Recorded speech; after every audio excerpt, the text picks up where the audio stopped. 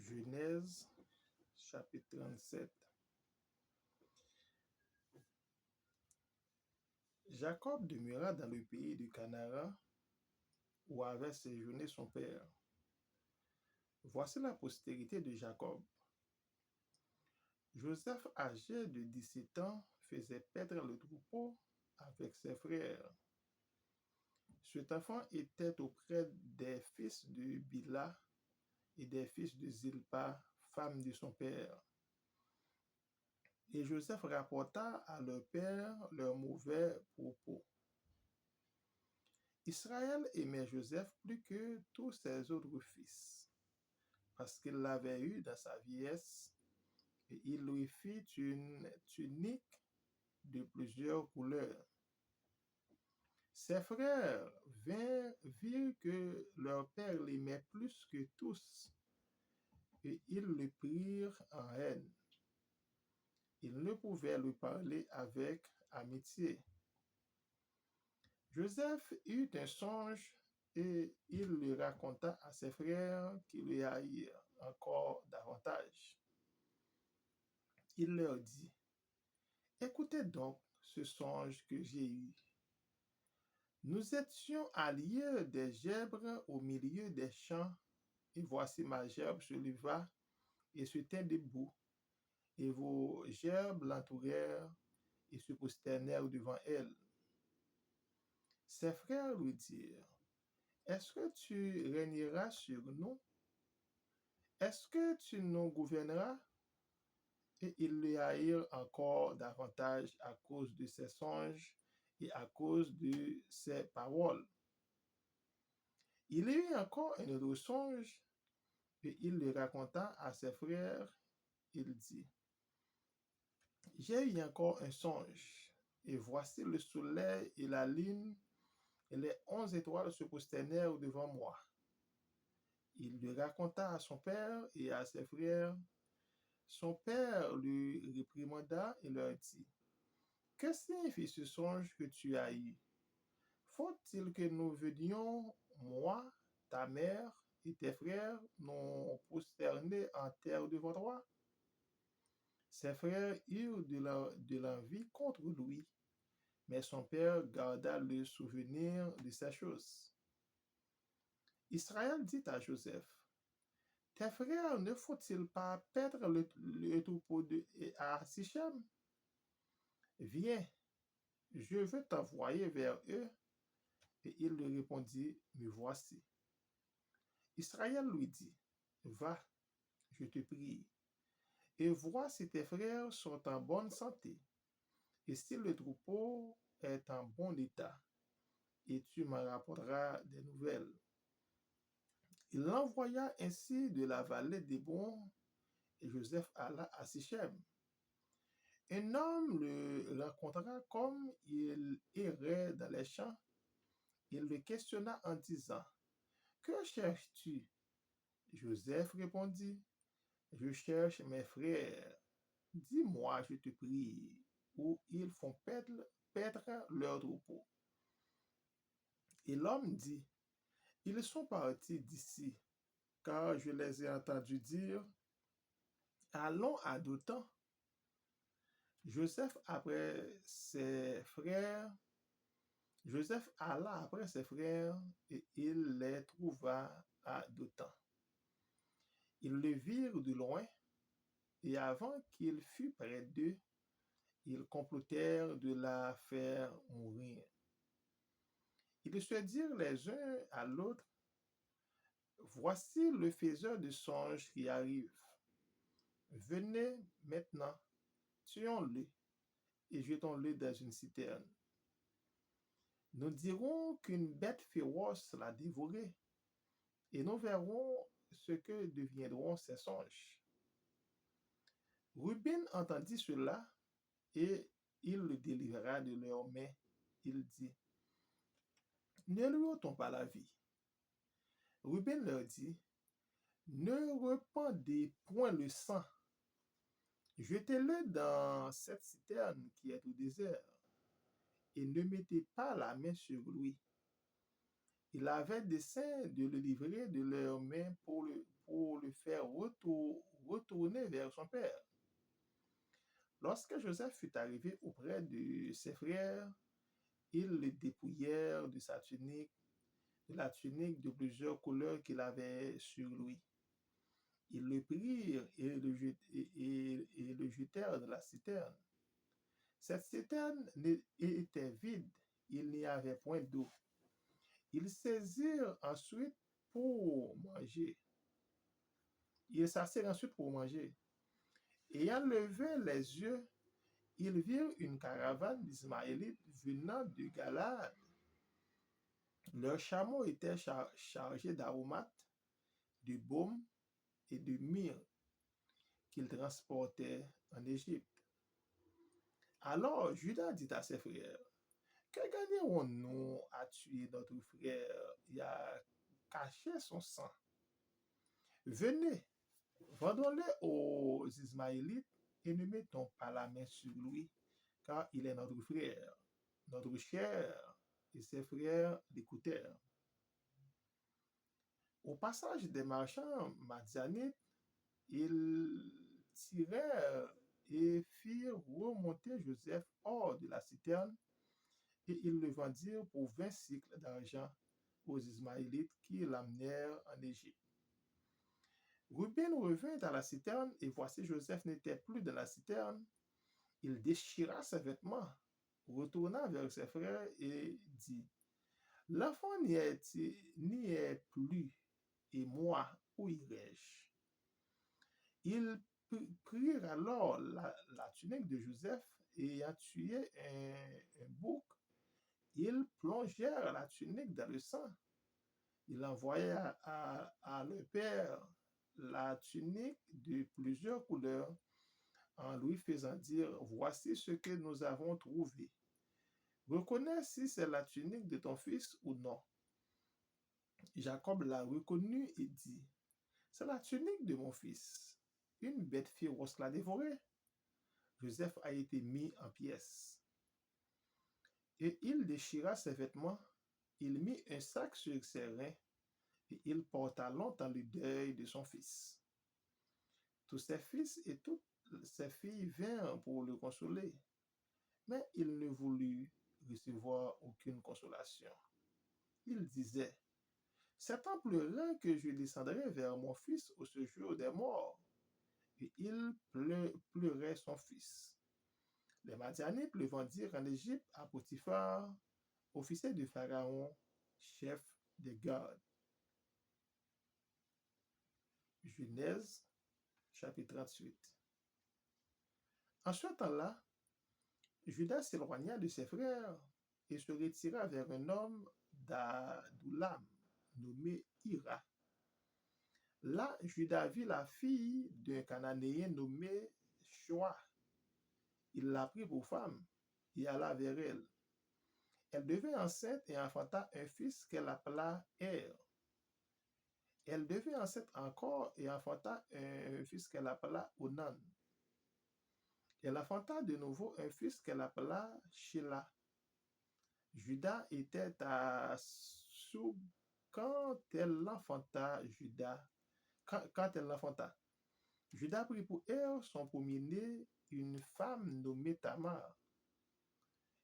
Premier-né de Judas était méchant aux yeux de l'Éternel, et l'Éternel le fit mourir.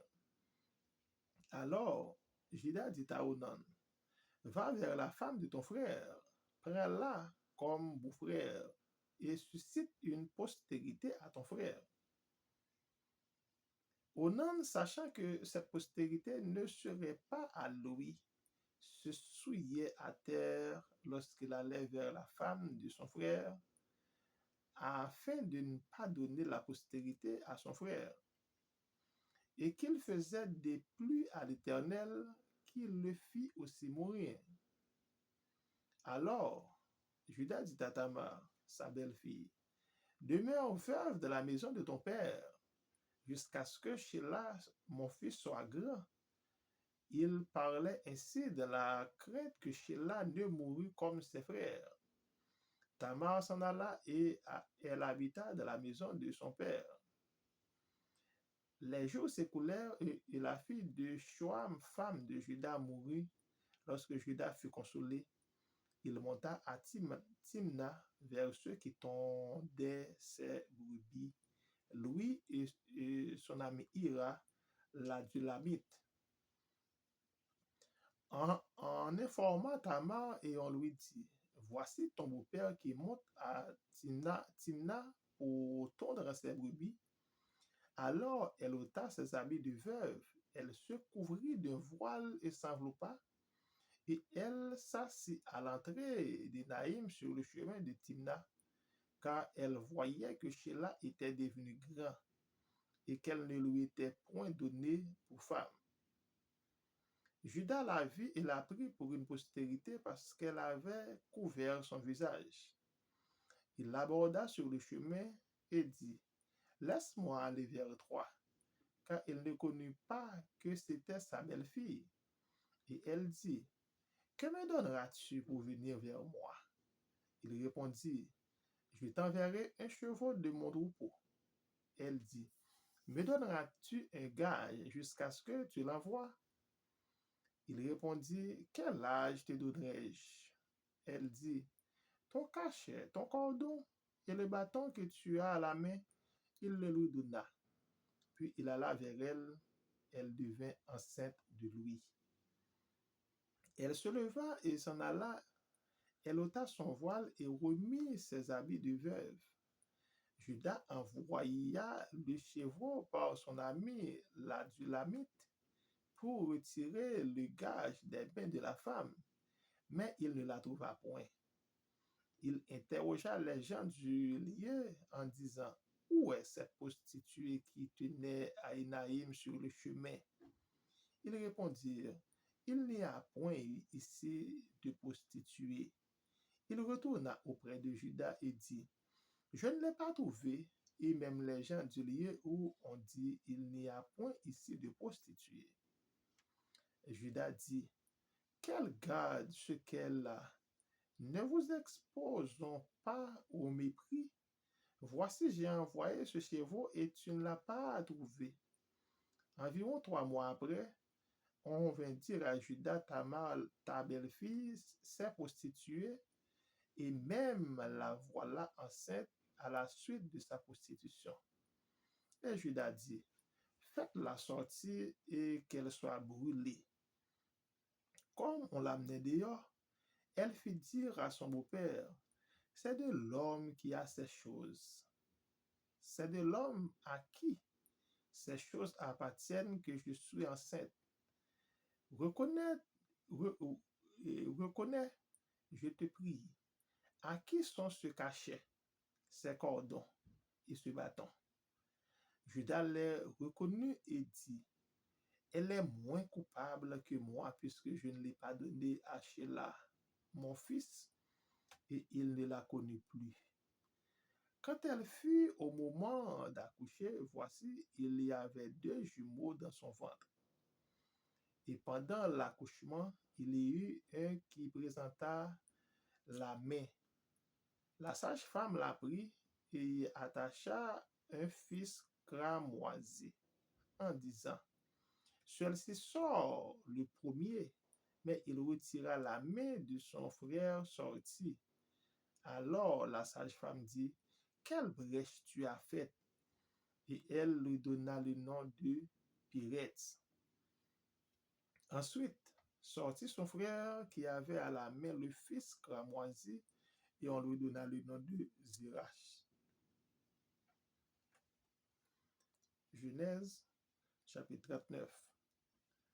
On fit descendre Joseph en Égypte, et Potiphar, officier de Pharaon, chef des gardes égyptiens, l'acheta des Ismaélites qu'il avait fait descendre. L'Éternel fut avec lui, et la prospérité l'accompagna. Il habitait de la maison de son maître, l'Égyptien. Son maître vit que l'Éternel était avec lui, et que l'Éternel faisait prospérer entre ses mains tout ce qu'il entreprenait.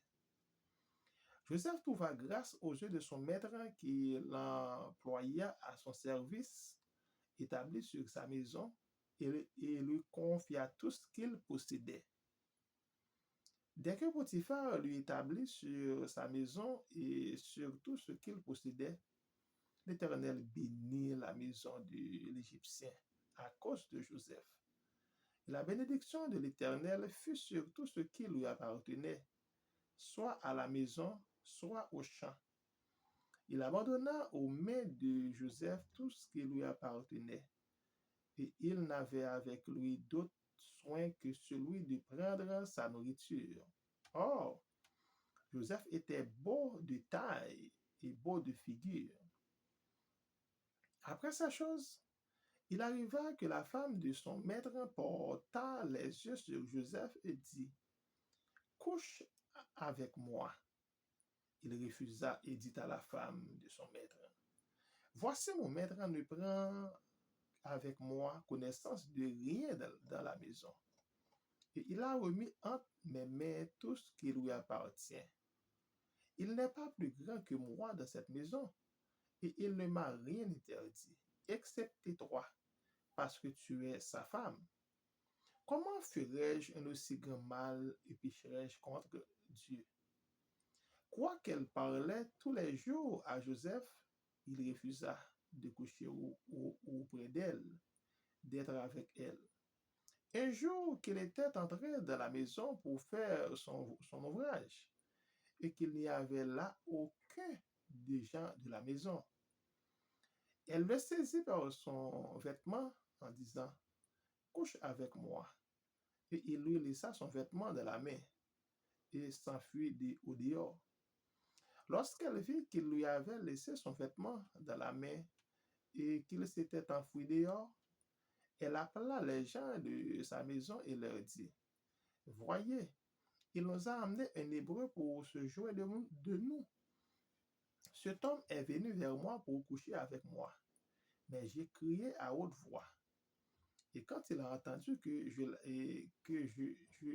j'élevais la voix et que je criais, il a laissé son vêtement à côté de moi.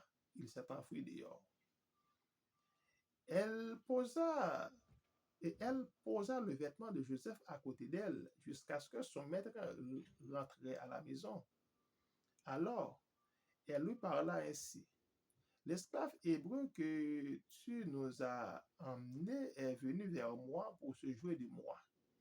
Et comme j'ai élevé la voix et que j'ai crié, il a laissé son vêtement à côté de moi et s'est enfui dehors. Après avoir entendu les paroles de sa femme, qui lui disait, voilà ce que m'a fait ton esclave. Le maître de Joseph fut enflammé de colère. Il prit Joseph et le mit de la prison, dans le lieu où les prisonniers du roi étaient enfermés. Il fut là en prison. L'Éternel fut avec Joseph et il étendit sur lui sa bonté. Il le mit en faveur aux yeux du chef de la prison. Et le chef de la prison plaça sur sa surveillance tous les prisonniers qui étaient de la prison et rien n'y faisait que par lui. Le chef de la prison ne prenait aucune connaissance de ce que Joseph avait en main, parce que l'Éternel était avec lui. L'Éternel donnait de la réussite à ce qu'il faisait. Genèse, chapitre 40. Après sa chose, il arriva que les chansons et le panetier du roi d'Égypte offensèrent leur maître, le roi d'Égypte. Pharaon fut irrité contre ces deux officiers, le chef des échansons et le chef des panetiers. Et il leur fit mettre de la maison du chef des gardes, de la prison dans le lieu où Joseph était enfermé. Le chef des gardes les plaça sous la surveillance de Joseph qui faisait le service auprès d'eux, et ils passèrent un certain temps en prison. Pendant une même nuit, les chansons et le panetier du roi d'Égypte qui étaient enfermés dans la prison eurent tous les deux un songe, chacun le sien.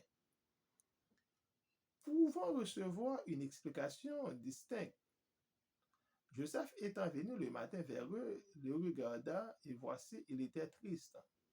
Alors, il questionna les officiers de Pharaon qui étaient avec lui dans la prison de son maître. Il leur dit, pourquoi avez-vous mauvais visage aujourd'hui? Ils lui répondirent, nous avons eu un songe et il n'y a personne pour expliquer. Joseph leur dit, n'est-ce pas à Dieu qu'appartiennent les explications? Racontez-moi donc votre songe. Le chef des échansons raconta son songe à Joseph. Il lui dit, dans mon songe, voici, il y avait un cep devant moi. Ce cep avait 3 sarments. Quand il eut poussé, sa fleur se développa et ses grappes donnèrent des raisins mûrs. La coupe de Pharaon était dans ma main. Je pris les raisins, je les pressai dans la coupe de Pharaon et je mis la coupe de la maison de Pharaon.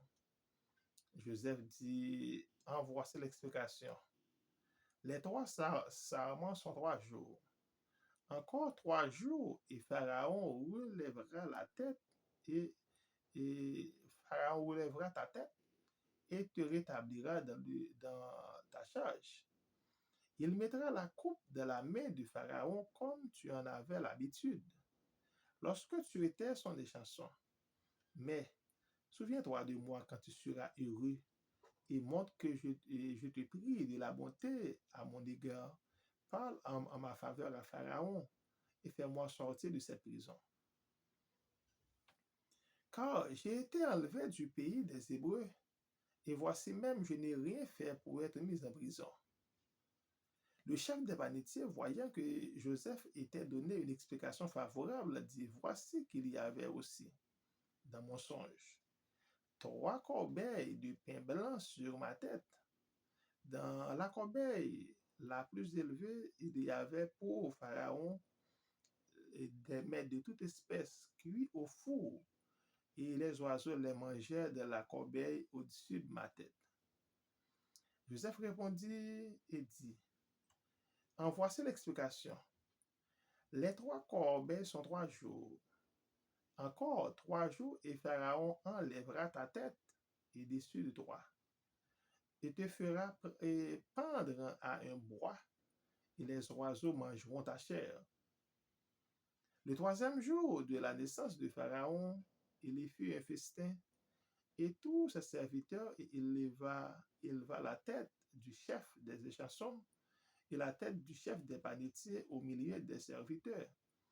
Il rétablit le chef des échansons dans sa charge des chansons pour qu'il mît la coupe de la main de Pharaon. Mais il fit pendre les chefs des panetiers selon l'explication que Joseph leur avait donnée. Le chef des échansons ne pensa plus à Joseph, il l'oublia. Genèse 41. Au début de 2 ans, Pharaon eut un songe. Voici, il se tenait auprès du fleuve. Et voici cette vache belle à voir et grasse de chair montèrent hors du fleuve et se mirent à paître dans la prairie. 7 autres vaches laides à voir et maigres de chair montèrent derrière elles alors hors du fleuve et se tinrent à leur côté sur le bord du fleuve. Les vaches laides à voir et maigres de l'air mangèrent les 7 vaches belles à voir et grasses de chair. Et Pharaon s'éveilla. Il se rendit et il y eut un second songe. Voici 7 épices gras et beaux montèrent sur la même tige, et 7 épices maigres et brûlées sur les vents d'Orient poussèrent après eux. Les épices maigres engloutirent les 7 épices gras, et plein et Pharaon s'éveilla, voilà le songe. Le matin, Pharaon eut l'esprit agité et il a appelé tous les magiciens de la sage de l'Égypte. Il leur raconta ses songes, mais personne ne put les expliquer à Pharaon. Alors, le chef des échansons prit la parole et dit à Pharaon, je vais rappeler aujourd'hui le souvenir de ma faute. Pharaon s'était irrité contre ses serviteurs et il m'avait fait mettre en prison de la maison du chef des gardes, moi et les chefs des panetiers. Nous eûmes l'un et l'autre un songe dans une même nuit. Chacun de nous a reçu l'explication et en rapport avec le songe qu'il avait eu. Il y avait là avec nous un jeune hébreu esclave du chef des gardes. Nous lui racontâmes nos songes et nous les expliquâmes. Les choses sont arrivées selon l'explication qu'il nous avait donnée.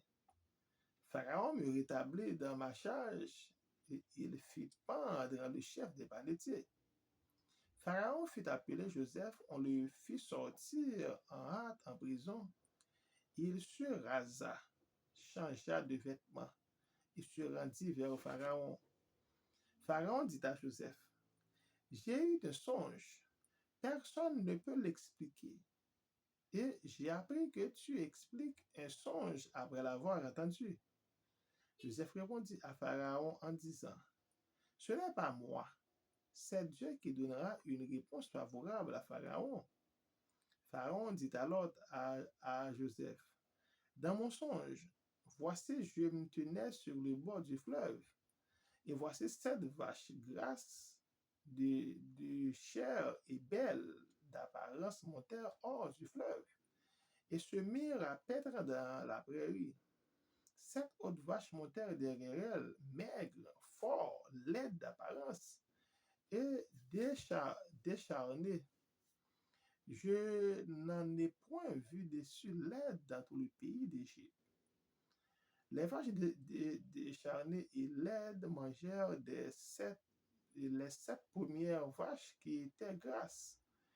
Elles les engloutirent dans leur ventre sans qu'on s'aperçût qu'elles y fussent entrées, et leur apparence était laide comme auparavant.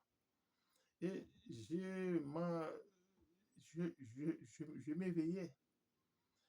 Je vis encore un songe, 7 épices pleins et beaux qui montèrent sur une même tige, et 7 épices vides, maigres, brûlées par le vent et d'Orient poussèrent après eux.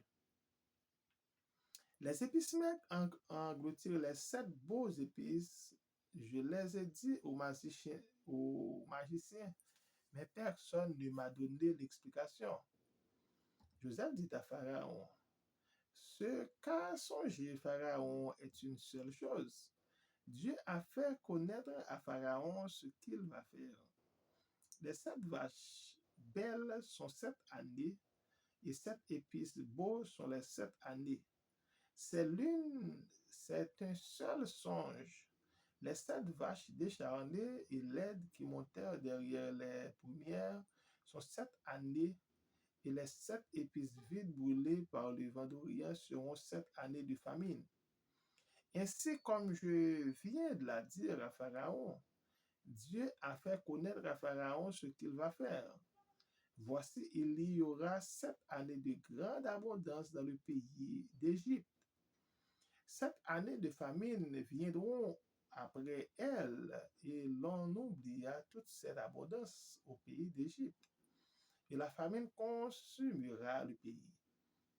Cette famine qui suivra sera si forte qu'on ne s'apercevra plus de l'abondance dans ce pays. Si Pharaon a vu le songe et se répétait une seconde fois, c'est que la chose est arrêtée de la part de Dieu et que Dieu se hâtera de l'exécuter. Maintenant, que Pharaon choisisse un homme intelligent et sage et qu'il le mette à la tête du pays d'Égypte. Que Pharaon établisse les commissaires sur le pays pour lever un 5e des récoltes de l'Égypte pendant les 7 années d'abondance, qu'il rassemblait tous les produits de ces bonnes années qui vont venir, qu'il fasse sous l'autorité du Pharaon des amasses de blé, des approvisionnements dans les villes et qu'il en ait la grâce. Ces provisions seront en réserve pour le pays pour les 7 années de famine qui arriveront dans le pays d'Égypte, afin que le pays ne soit pas consumé par la famine. Ces paroles plurent à Pharaon et à tous ses serviteurs. Et Pharaon dit à ses serviteurs, trouvez un rayonnant un homme comme celui ayant en lui un esprit de Dieu. Et Pharaon dit à Joseph, puisse Dieu t'a fait connaître toutes ces choses, et il n'y a personne qui soit aussi intelligent et aussi sage que toi. Je t'établis sur ma maison et sur tout mon peuple. Obéira à tes ordres, le trône seul m'élèvera au-dessus de toi. Pharaon dit à Joseph, vois, je te prie, je te donne le commandement de tout le pays d'Égypte. Pharaon ôta son anneau de la main et le mit à la main de Joseph. Il le revêtit d'habits de fin lin et lui mit un collier d'or au cou. Il le fit monter sur le char qui suivit les siens, et l'on criait devant lui, à genoux. C'est ainsi que Pharaon lui donna le commandement de tout le pays d'Égypte. Maudit encore, il dit encore à Joseph, je suis Pharaon, et sans toi personne ne lèvera la main ni le pied dans tout le pays d'Égypte. Pharaon appela Joseph du nom de Sanat Panéa, et il lui donna pour femme Asnath, fils de Potiphéra, près d'On. Joseph partit pour visiter le pays d'Égypte. Alors, Joseph était âgé de 30 ans lorsqu'il se présenta devant Pharaon, roi d'Égypte. Et il quitta Pharaon et parcourut tout le pays d'Égypte. Pendant les 7 années de fertilité, la terre rapportait abondamment. Joseph rassembla tous les produits de ces 7 années dans le pays d'Égypte et fit des approvisionnements dans les villes mettant de l'intérieur de chaque ville les productions dans des champs d'alentour. Joseph amassa du blé comme le sable de la mer, de qualité si considérable que l'on cessa de compter parce qu'il n'y avait plus de nombre. Avant les années de la famine, il naquit à Joseph 2 fils et que lui enfanta Asnath, fils de Potiphéra, près d'On. Joseph donna au premier-né le nom de Manassé, car dit-il, Dieu a fait oublier tous mes peines et toute la maison de mon maître. Et il donna au trésor. Et il donna au second le nom d'Éphraïm, car, dit-il, Dieu m'a rendu fécond dans le pays de mon affliction. Les 7 années d'abondance qu'il y eut au pays d'Égypte s'écoulèrent. Et les 7 années de famine commencèrent à venir ainsi que Joseph l'avait ordonné. Il y eut famine dans tout le pays, mais dans tout le pays d'Égypte, il y eut mais dans tout le pays d'Égypte, il y avait du pain.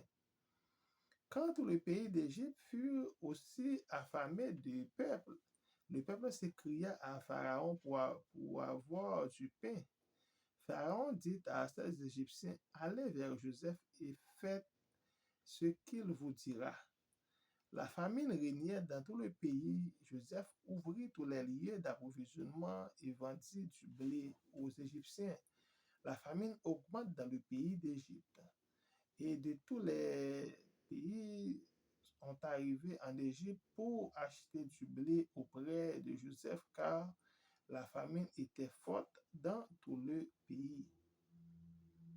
que le Seigneur ait béni cette portion de lecture pour l'édification commune de tout et chacun. Bon Dieu béni, parce que toujours il était tout près de nous pour nous les Bibles ensemble.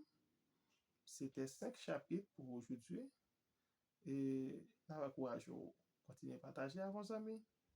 Toujours prendre un petit temps pour nous lire, pour nous apprendre par le Dieu ensemble. Bon Dieu béni.